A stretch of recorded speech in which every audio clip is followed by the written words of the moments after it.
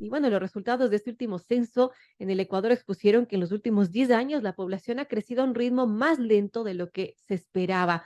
Esto principalmente debido al decrecimiento de la tasa de fecundidad, que se refiere a los hijos que tiene una mujer durante su vida fértil. Según el Instituto Nacional de Estadísticas y Censos del INEC, en 2010 había un registro de 15.012.228 ecuatorianos y se proyectaba que llegaría a 18.6 millones hasta diciembre de este año, pero las últimas cifras han expuesto que en Ecuador hay 16.938.986 habitantes. Con este número, el país apenas superó a la población proyectada para 2017 y apunta a lograr la proyección para 2018, cuando el INEG anunció que serían 17 millones, un poco más de personas. Bueno, ¿y por qué la población no ha llegado a los 18 millones como se esperaba?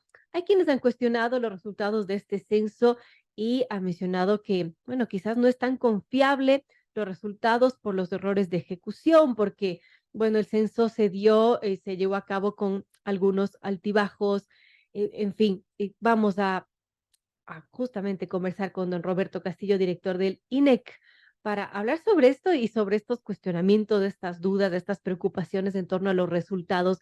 Gracias, Roberto, por estar con nosotros. Bienvenido. Y bueno, ¿qué nos puede comentar respecto, por un lado, a los resultados que se han obtenido?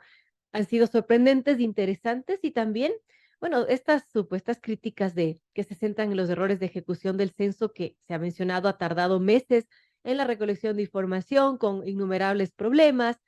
Y bueno, el INEC también ha respondido que han sido 600.000 personas que no respondieron al censo y que, bueno, esto de alguna manera sí quedó registrado. ¿Y qué ha pasado con los resultados y qué nos puede comentar de los principales hallazgos de este censo? Bienvenido. Buen día, Verónica, un gusto estar acá. Mira, algunas reflexiones antes de entrar en materia o entrando en materia con unas reflexiones. Todos los censos de población son operativos de gran envergadura que no están exentos de inconvenientes operativos. Los censos realizados anteriormente en el año 2010, 2001, años 90, también tenían inconvenientes en los operativos, pero hay una gran diferencia y es que no teníamos este factor de redes sociales. Hoy las redes sociales juegan un papel no menor para justamente viralizar lo bueno, y sobre todo digamos, los inconvenientes que tiene un operativo.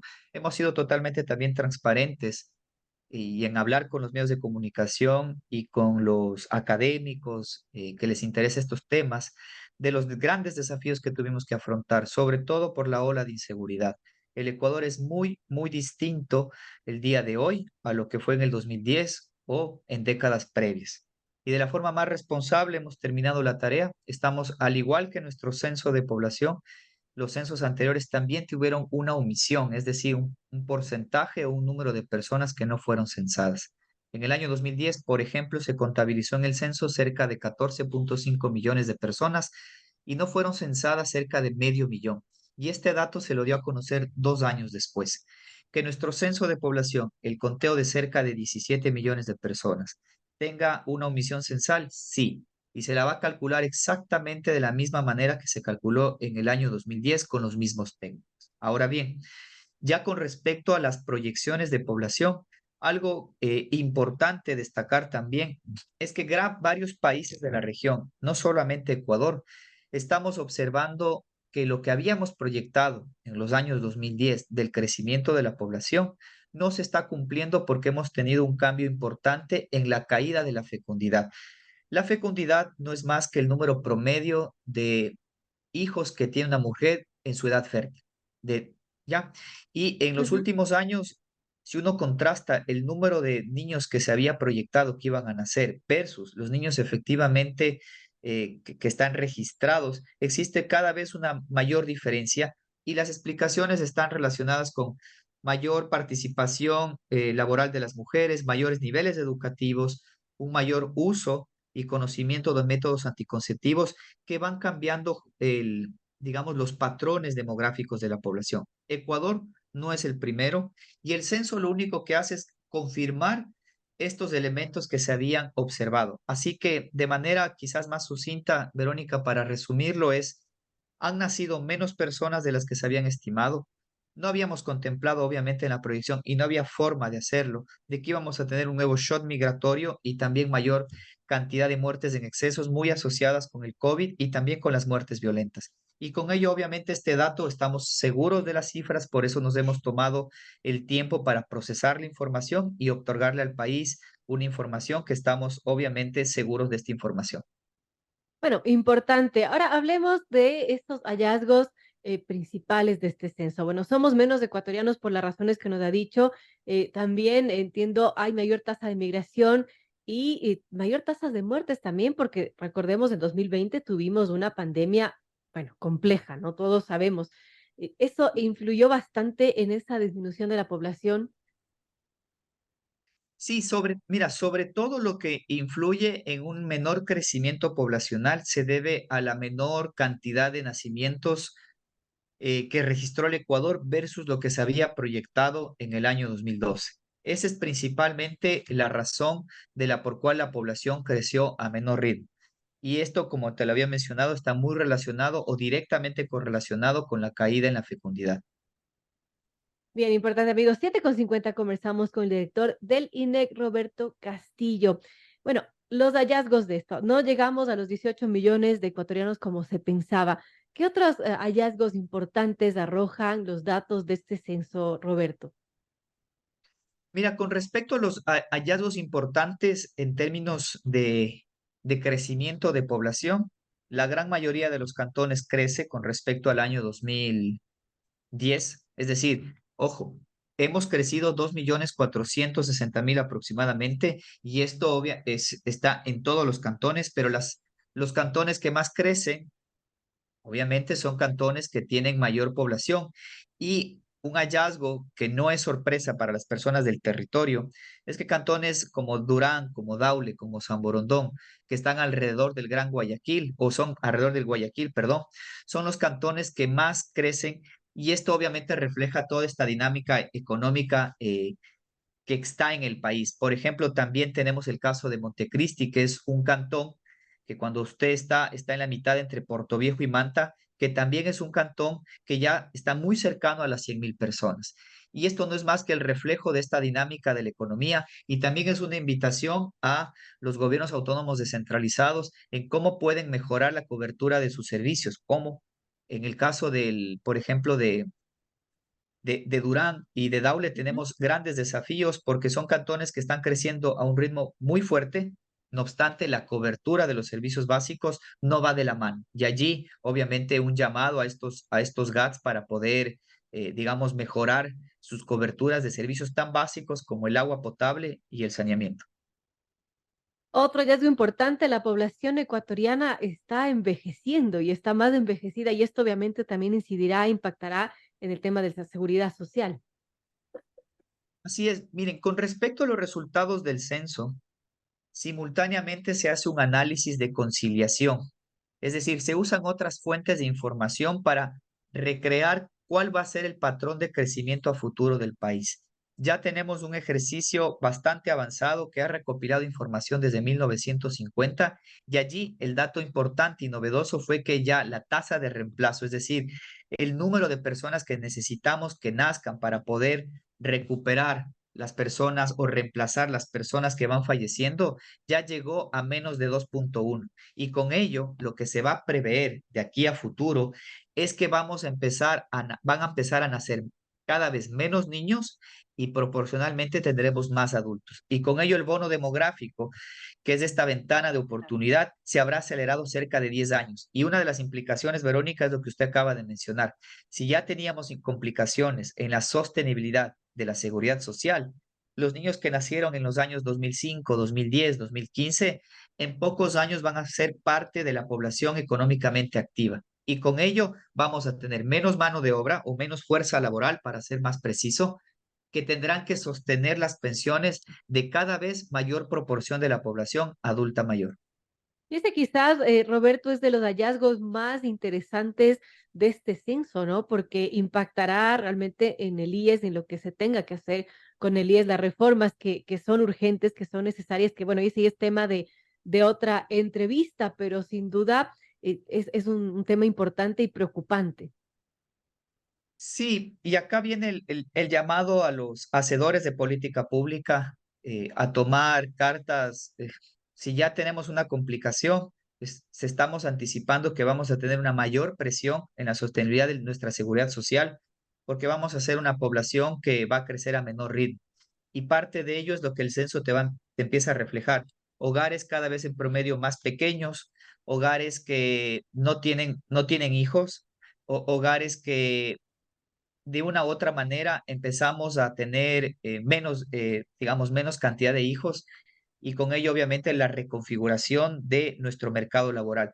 Una pista, Europa ya afrontó esto en los años 70, varios países de la región también, como por ejemplo Argentina, como Chile, como Uruguay, hace muchos años atrás, ya afrontaron estas transiciones demográficas y allí las políticas que se han observado en otros países son reformas, por ejemplo, a las licencias de maternidad, de paternidad y también el uso compartido en la crianza de los hijos. Así Caso es. contrario, no van a existir los incentivos y tenemos que de una u otra manera cuidar también que potencialmente tengamos un número relativamente potente de personas que participen de la fuerza de trabajo. Bueno, importantes datos. También algo sorprendente es que las mujeres para este 2023 somos mayoría y bueno, con 8,6 millones, dicen los resultados, y representamos las mujeres 51,5% de la población, cuando hace 12 años eran 7,2 millones y representaban el 50,4%. También el 38,5% de los hogares se declaró a una mujer como representante, como jefa de hogar. ¿Esto qué significa, Sí, Roberto? bueno, bueno, en términos de la participación o la relación entre hombres y mujeres, relativamente es estable digamos, en todos los censos de población. Normalmente en el imaginario de la sociedad creen que existen muchísimas más mujeres que hombres. La relación no es como a veces se suele pensar. Lo que tú acabas de mencionar son las cifras oficiales. Pero un Ujú. dato que es importante en este censo es que aumentó 10 puntos porcentuales aquellos hogares que declararon como representante a una mujer. Y esto también creemos que está muy correlacionado con una mayor conciencia, si lo quieres ver, de el rol que empieza, que tiene o que siempre tuvo las mujeres, pero que ahora lo podemos visibilizar de mejor manera. Esto está relacionado con lo que te mencioné previamente, mayor participación laboral, mayor empoderamiento de las mujeres y le va dando un nuevo rostro a los hogares ecuatorianos. No es un cambio menor, es un tema que está muy relacionado con todo lo que mencionamos previamente y potencialmente vamos a tener mayores cambios a futuro. Hay que trabajar todavía en innumerables temas para la igualdad y cerrar las brechas de género, sin duda. El censo simplemente te va contando una nueva fotografía que va modelando el hogar ecuatoriano. Hablando sobre esto, Roberto, también el sector femenino tiene mayores niveles de formación académica y universitaria, ¿no? Se mencionaba que el 53% de los títulos que se registran actualmente en la Secretaría de Educación Superior corresponden a las mujeres. Sí, mira, esta es información de fuentes secundarias, el dato que tú acabas de reflejar, y es una forma de corroborar o de comprobar estos cambios demográficos que explican la caída en la fecundidad. Solamente observando los años promedio de escolaridad han aumentado de forma importante en el Ecuador. Y ojo, que está muy correlacionado con la nueva constitución del año 2008, ¿no? Donde ya se exigió un número mínimo de educación o instrucción a toda la sociedad, entre ellos obviamente las mujeres que empezaron ya a tener mayores o estamos cosechando, digamos, lo que se ha sembrado en décadas anteriores en el término de mayor cobertura de la educación básica y bachillerato. Y lo que acabas de mencionar sobre el tema de los títulos, también cuando uno observa la información de los títulos registrados en la CENESID, existe mayor participación de títulos en el caso de las mujeres comparadas con los hombres, con lo cual obviamente es parte de confirmar todas estas luces que van reflejando una mayor participación de las mujeres en la toma de decisiones y en el mercado laboral. Importantes datos que arroja este censo, amigos, son las 7,58. Conversamos con Roberto Castillo, director del Instituto Nacional de Estadísticas y Censos del INEC. Ahora, Roberto, después de revisar los datos quizás más importantes, más interesantes, también es bueno aclarar a la ciudadanía un poco esas dudas que eh, se mencionaron respecto a, bueno, quizás hay mala ejecución de este censo. El INEC ha respondido que 600.000 personas no respondieron al censo. Cuéntenos qué implica esto, que 600.000 personas no respondieron al censo y también respecto a los grupos de no censados, los nadie en casa, que el INEG ha dicho corresponden al 3,6% de la población que se registró en el censo. Y también hay otro grupo de personas que sí forman parte de una omisión censal y que a diferencia de los primeros, ellos no fueron contactados por el INEC. Mira, quizás para ir cerrando este tema, aclarar. El Instituto de Estadística y Censos tiene más de 47 años de vida institucional. Está conformado por técnicos y está conformado el equipo del censo por personas que han tenido dos, tres y hasta cuatro censos de población. No hemos desconocido nunca, y es obviamente público, los inconvenientes y desafíos que hemos tenido que afrontar. Hay factores exógenos que no se pueden controlar y contra ellos hay que obviamente tomar acciones.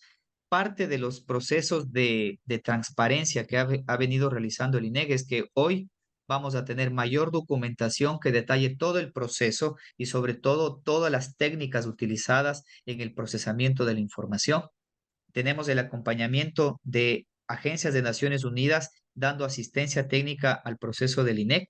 Y a más de ello, le solicitamos meses atrás a Naciones Unidas conformar un comité independiente para que pueda evaluar el censo de población. Este comité está conformado por expertos nacionales y también internacionales, expertos en evaluar censos de población en la región y con ello darle, sobre todo a los usuarios más especializados, toda la información pertinente para que puedan revisarla, evaluarla. Ujú. Parte de esta estrategia también, Verónica, es que estamos visitando las universidades justamente hablando de estos particulares. Hemos obviamente explicado, las personas comprenden, las personas entienden cuando ya uno entra en detalle y esto es parte, digamos, de los procesos de transparencia. Así que nosotros, bastante tranquilos de este particular, el cálculo de la omisión censal, que es este porcentaje de personas que no son censadas, va a ser realizado una primera cifra o una primera estimación hasta finales de noviembre y es un trabajo que se lo hará con el acompañamiento de la División de Población de la CEPAL.